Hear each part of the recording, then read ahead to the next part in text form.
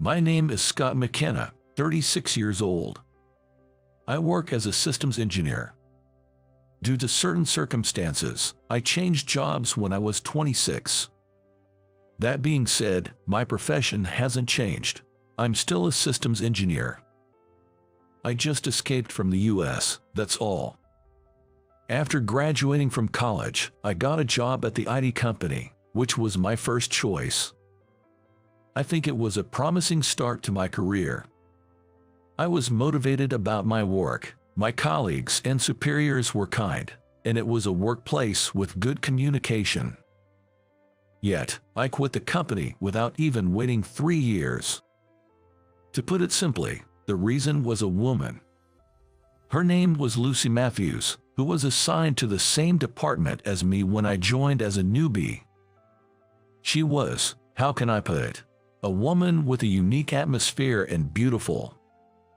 In a world where cuteness is mainstream, I think she belonged to the category of beauty.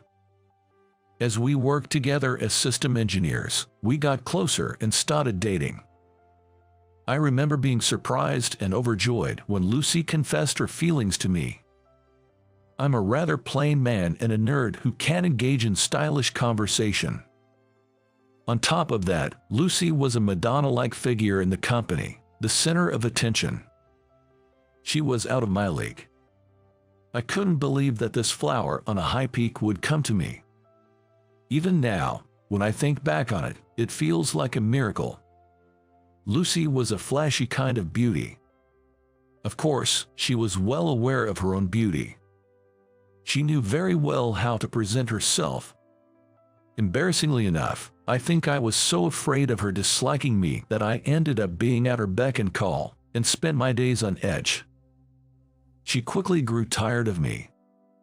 I still remember her last words. "You might be capable at work, but you're a failure as a man. Being with you, Scott, was just boring." I couldn't hide my shock at the sudden breakup and contemptuous words. It's not often that one gets scolded directly like this, especially by a woman I love. This was harsh for me. Moreover, Lucy, who had dumped me harshly, was working at the desk every day, right next to me. I couldn't take it anymore. Please don't laugh at me for running away. I was so weak-minded. So, I left the company that I had been longing for. Since then, I haven't been in touch with Lucy. On the day I resigned, she had taken a paid vacation. It's been 10 years since I quit my job. I now stand in front of the building of the company I once adored. I feel as if I'm reviving the feelings I had as a first-year employee. The truth is, I didn't just leave the company in a hurry, I also fled from the US. It's a small industry. I thought it would be hard to face my former colleagues if I got a job. So, I decided to go to where nobody knows me. Foreign IT companies are truly meritocratic. I daringly left the US to test my skills. This decision was a great success. Despite my struggle with social skills, I was fortunate to find a company that highly valued my skills as a system engineer.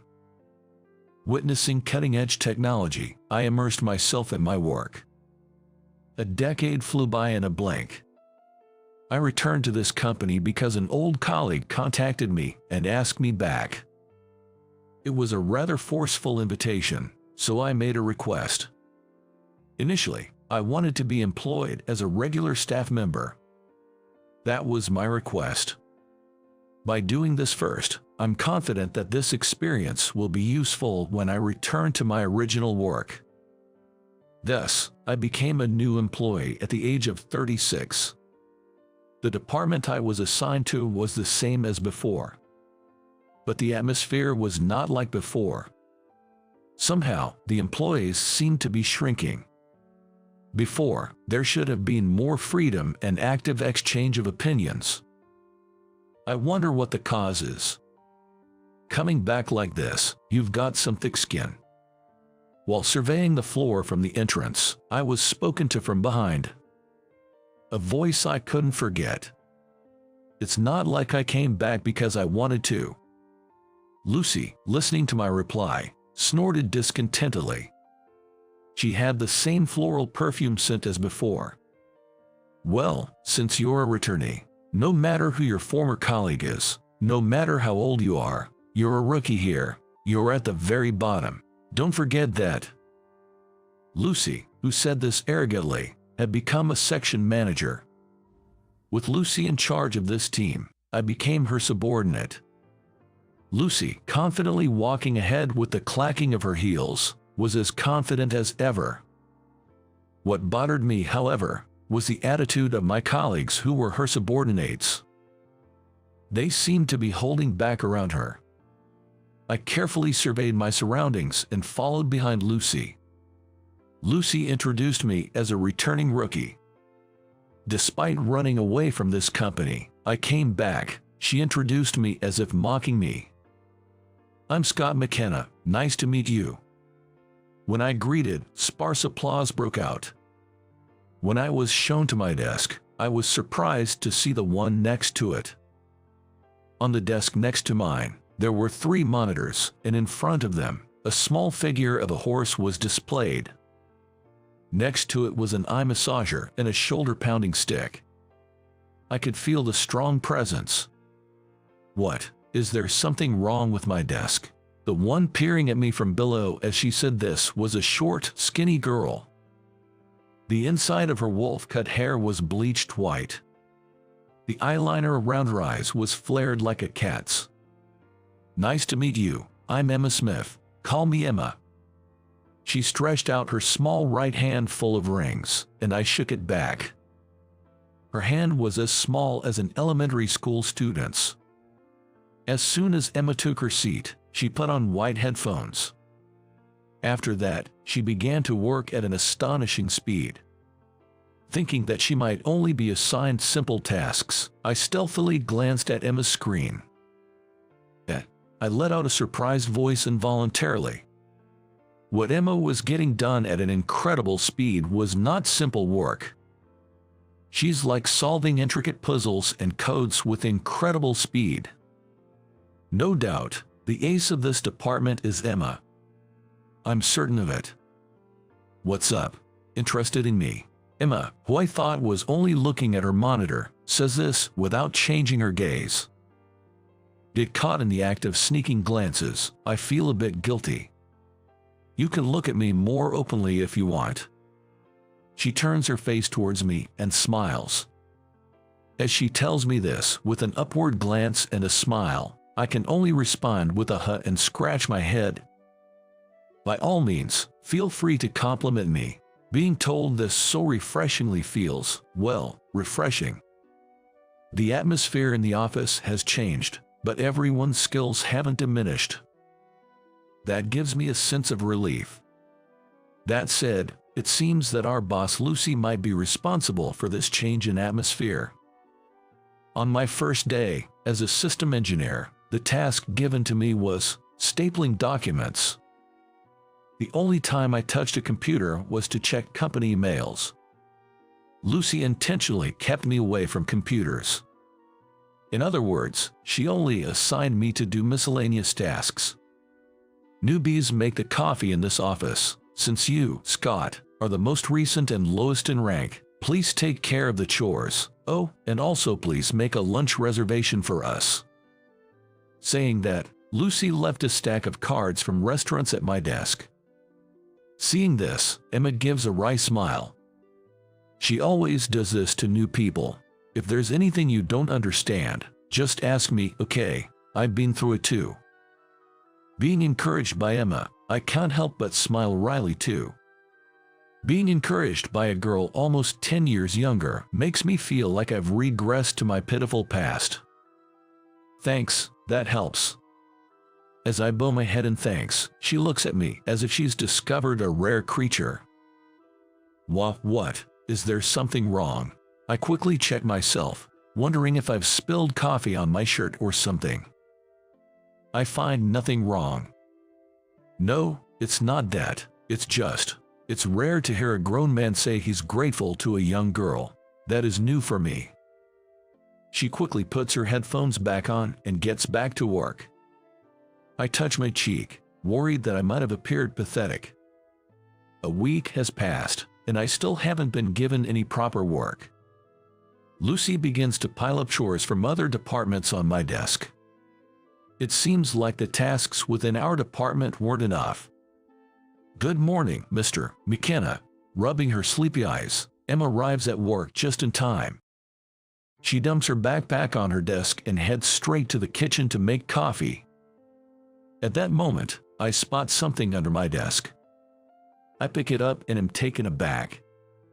It's a flamboyantly pink and blue bikini top. I hurriedly look around. Luckily, it seems like no one has noticed. The mouth of Emma's backpack on her desk is carelessly left half open. It probably fell out of there. Even though I picked it up, I'm unsure of what to do next and start to act suspiciously. It would be best to sneak it back into the bag, but it would get complicated if Emma came back midway. Do you imagine things? As I'm wondering what to do, Emma's voice, tinged with a sigh, reaches my ears.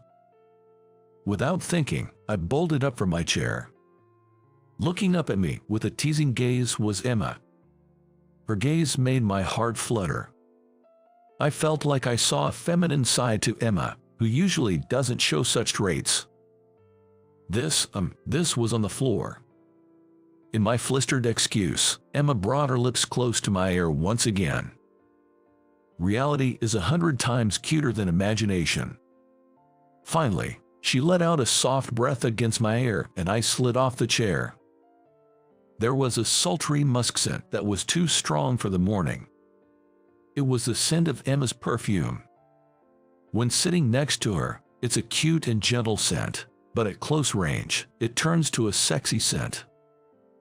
That change in the gap made my heart pound violently. Being teased by a girl 10 years younger, I felt my seniority melting away. "I'm going to a night pool with friends today. Thanks for picking this up for me." Emma extended her hand towards me, lost in thought. First, I handed her swimsuit back, then took her hand to get up. Isn't it dangerous for a young girl to go to a night pool dressed like that? It's not a good idea. Without thinking, I sounded like a worried father. Emma gave me a confused look before bursting into laughter. She said she had never even heard such a thing from her own parents and kept laughing. Embarrassed, I muttered, "Give me a break." "Okay, if you're worried, Mr. McKenna, I won't go, but in return, I expect a reward. I'll be looking forward to it." She pushed the swimsuit into the pocket of my suit, and Emma laughed. Now I can't go to the night pool. I was captivated by Emma, who was smiling mischievously like a naughty child. It was a shocking realization of what a truly charming little devil she was. After this day, Emma and I became considerably closer. Somehow, I felt like I was being rolled around in the palm of her hand. When Emma showed up for the dinner I invited her to instead of the night pool, I was breathless. She had a completely different atmosphere than at work. Her loosely tied-up hair had perfectly fallen strands, giving her a melancholy and sexy look. A black mini dress with Dr. Martens boots. Her lips, painted a cherry blossom color, gave off an innocent vibe, contrary to her attire. I was confused about who the real Emma was. I'm lucky to be invited to such a fancy restaurant. In a small voice matching the ambience of the restaurant, Emma murmured, "I have no idea what to order." She laughed helplessly, and I found myself chuckling too. "Do you have any food allergies or dislikes?" When I asked, she answered like an honors student, "No, I don't." She seemed a bit overwhelmed by the ambience of the restaurant and appeared nervous. It made me realize that at 26, she could still have endearing, innocent moments. When I finished ordering, Emma was unusually looking at me with eyes full of admiration. "What is it?" "McKenna, you can speak French. That's impressive." I seemed to surprise her when I spoke a bit of French with the chef. As we dined, I told Emma about my experiences working in various places abroad. Emma quickly fired off a barrage of questions, causing us both to repeatedly pause our meal. I was happy she was so interested, so I shared things I'd never told anyone before. At every new revelation, Emma either laughed and clapped her hands or seemed taken aback. "Feels like I'm doing all the talking. Let me hear about you, Ms. Smith." I had just made that remark when she told me to call her Emma. "If you don't call me that, I won't respond," she said, peering into my eyes. Swallowing nervously, I cautiously called her Emma. "Yes, Scott." With a smile and a tilt of her head, she responded, almost knocking me off my feet. "I don't know what to do. I can't win against this girl." That was the lesson I learned that night. "Looks like you're smitten with a young girl, isn't it?" One day, Lucy, whom I crossed paths with in the hallway, stopped and said out loud for everyone to hear. Hearing Lucy's voice, the surrounding employees started whispering and glancing my way. "Weren't you infatuated with me before? Changed your tastes now, have you, into younger women?" Lucy's teasing tone slightly ticked me off. I was surprised, too. "I thought you'd be long married and retired by now. That's why I returned to this company. I didn't expect you to be still on the market." At my words, Lucy's face turned bright red. The whispers around us grew louder. Lucy had already started spreading stories of my past among my colleagues. I had once come across her animatedly sharing stories of how I used to be head over heels for her. While it's true that I was infatuated with Lucy, I'm not ashamed of it. However, her exaggerations and smug way of narrating irked me. Being able to pay her back a bit felt somewhat refreshing. "What? Still on the market? That's rude. It's just that I haven't met a man who's worthy of me. Stop making fun of me." Lucy raised her voice in protest. Apparently, she is in a close relationship at the moment. She rambled on about her partner, a high flyer in the industry, being more wonderful than any men in our company, although no one had asked. It seemed like she didn't want people to think she was single. It's typical Lucy, who's always had a boyfriend without a break. There's no doubt she has someone now. But when it comes to marriage, men look at different aspects of a woman. Whether living together would be enjoyable or tiresome. In other words, while Lucy is popular but not married, she's great as a girlfriend, but not suitable for marriage. The current situation demonstrates that clearly. Well, that's the thing. Don't compare me with someone who can only handle young girls. Leaving behind such a dismissive remark, the visibly annoyed Lucy stormed off. I watched as she took out her anger on her subordinates while she left. Lucy's boyfriend. Yay, I know him. He's from the development department of our rival company. He's really cheesy and, well, creepy. During lunch break, Emma and I were nibbling on some sweet bread at our adjacent desks. When I asked about Lucy's boyfriend, Emma gave a rather disgusted look as she filled me in about the man. The fact that she herself had been hit on by him seemed to disgust her to her core, which I found amusing and couldn't help but chuckle. "It's not funny. I think that guy is a schemer. He even tried to talk me into transferring and suggested I bring some information as a gift." The conversation quickly took a grim turn. "What do you mean by that?" I stopped nibbling on the pastry. "Exactly what it sounds like. That man is trying every trick in the book to steal our development information." Emma crumpled up her bread back, and with a dangerous smile, she delivered her words. Given the circumstances, it appeared that Lucy was his current target. From what I gathered today, Lucy seemed quite smitten with him. I could only hope that my bad feeling wouldn't turn out to be true. "I know who you really are, Scott." Nonchalantly revealing my secret as she looked at her computer monitor. What? You're joking, right? The words slipped out of my mouth, to which Emma gave a wicked grin. On her computer screen was my confidential transfer order, which hadn't been disclosed publicly. She seemed to have effortlessly bypassed the HR computer security and discovered the truth. She confessed she had been suspicious from the start. She seemed to have noticed me reading the program source code that was displayed on her computer monitor. Nobody in this department can read code like you can. I knew right away you were not just an ordinary Joe. I was left scratching my head, my cover blown. Now, shall we swiftly drain the pus and make this workplace more pleasant? Emma said in a mockingly polite tone, her face plastered with the mischievous grin she often wore. Roger that. I conceded, throwing up my hands in surrender. I decided to dive straight into the harsh treatment. I was able to catch the tail of the information leak quite easily. Lucy had always been careless. There were traces of her habits even in the program source code. She had copied the program of a recently developed system. And there were traces of her attempting to take it outside the company. More precisely, traces of her attempt to erase evidence of her actions were clearly left behind. Others might have overlooked it, but not me. Instead of making a public spectacle, we agreed to handle this matter discreetly and consult with higher-ups. There was also a slight degree of past compassion involved. Information leak. In our department, there's no way. That was Lucy's reaction when called by the boss and informed about the leak.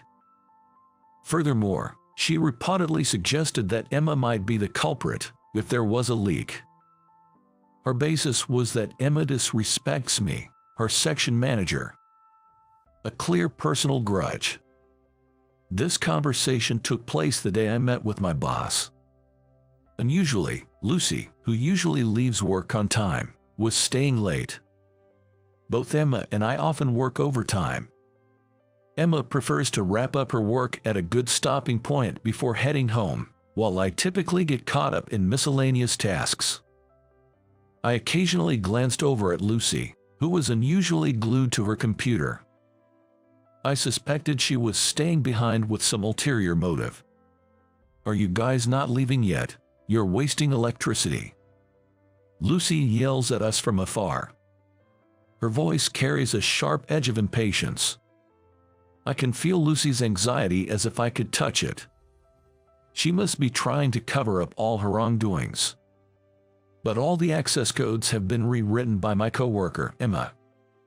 Someone else might have been able to crack it, but breaking through a system that Emma has constructed is impossible for Lucy. Even from our seats, we can hear Lucy's tsking.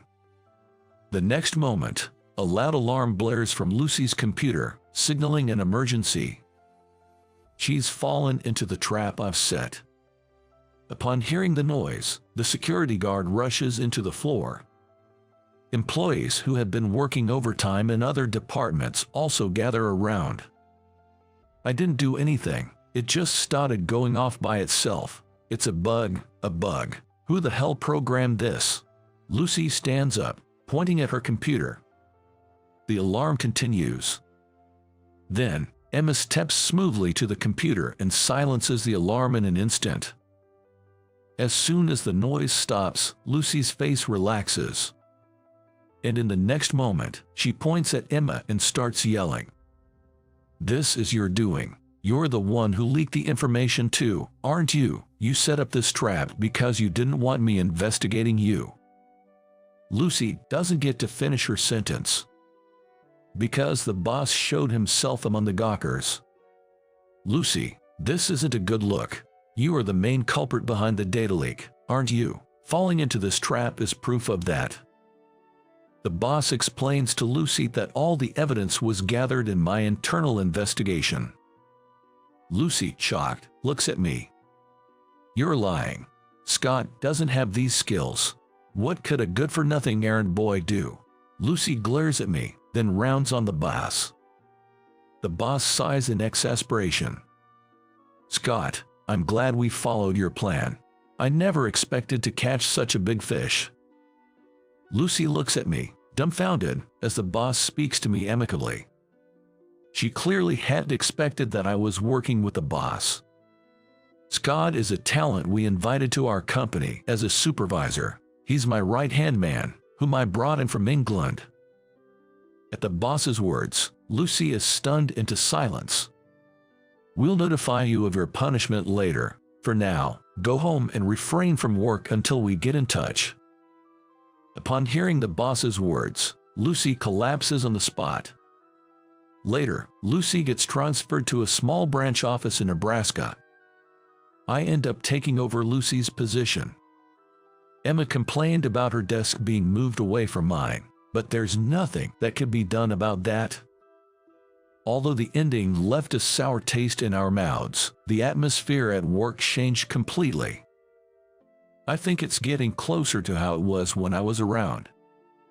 A workplace with a good flow of communication, where lively and candid exchanges of opinion are possible, and performance quickly starts to improve.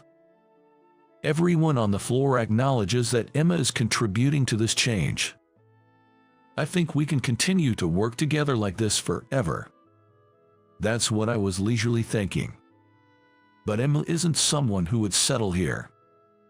A year later, she receives an offer to study abroad in Japan. Bring home the latest technology and information. That is her mission. The company is covering all the expenses for her study abroad. She had absolutely no reason to refuse. When this conversation came up, I was shaken. We never openly acknowledged it, but we consider each other as lovers. I lack the capacity to cheerfully wave goodbye as my irreplaceable partner sets off across the sea. How can I make her stay? That's all I could think about. Even when I'm with Emma, all I can do is contemplate how to make her stay in the US, making it impossible to enjoy our time. Should I propose marriage as a last resort? I'm disgusted by myself for even considering such a low method. Emma laughs as if she sees right through my thoughts. Hey, are you going to be lonely if I go to study abroad? Emma, who has always been one step ahead of me, stops and turns to look at me. Of course I'll be lonely, that's a given. Emma chuckles happily upon hearing my reply. I thought this was the only moment to mention marriage. Just when I gathered my courage and tried to voice it, Emma's slender finger touched my lips. No, not now. When I come back from Japan, then you can move on me. I'll say yes right away. Emma looks at me with unusually serious eyes. After she finishes her sentence, she gives me a soft smile. I raise both my hands in a surrendering pose. I've never won against Emma anyway. I get it, I promise. And so, I sent Emma off. 4 years later, I'm waiting for Emma at JFK Airport. It's not like me, but I've prepared a bouquet of flowers. I've had my opening line decided since 4 years ago. Welcome back, will you marry me? My heart feels like it's about to leap out of my mouth. The electronic display announces the arrival of Emma's flight. It's only a little longer. In a little while, a new chapter of our story will begin. Of course, the ending is planned to be a happy one. How did you find today's story? Your subscription and likes will be an encouragement for my content creation. I look forward to your comments. See you in the next video.